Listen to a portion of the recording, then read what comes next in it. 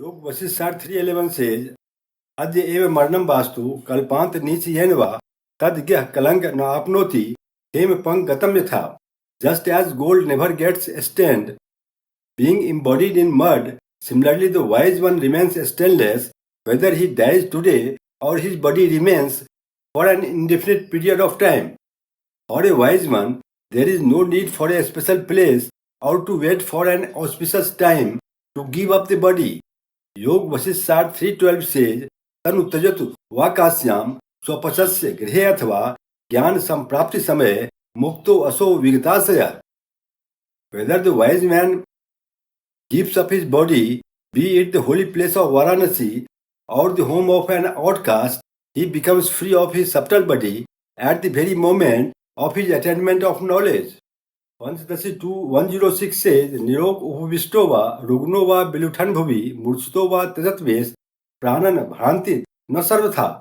In whatever way the knower of truth passes away, whether in an unconscious state or in good health or uttering a cry of distress due to sickness or sitting in meditation or rolling on the ground, there is no shortage of his wisdom, nor does any obstacle prevent his liberation, because even at that time the knowledge I am Brahman remains in him in a dormant form or in the form of subtle impression, which becomes the reason for his liberation.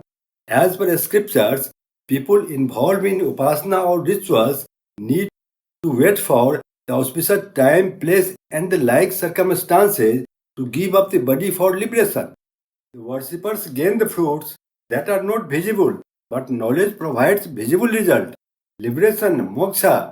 Liberation does not occur at a different time or place other than the time and place when one attains knowledge. Knowledge and liberation are concurrent.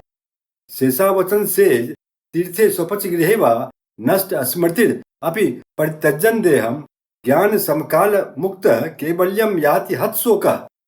Being freed from all types of grief, the knower of truth may give up his body in whatever manner, whether in a holy place of pilgrimage or in the house of an outcast, in a state of unconsciousness or awareness, he attains absolute liberation, Kaivalya Moksha, at the dawn of knowledge.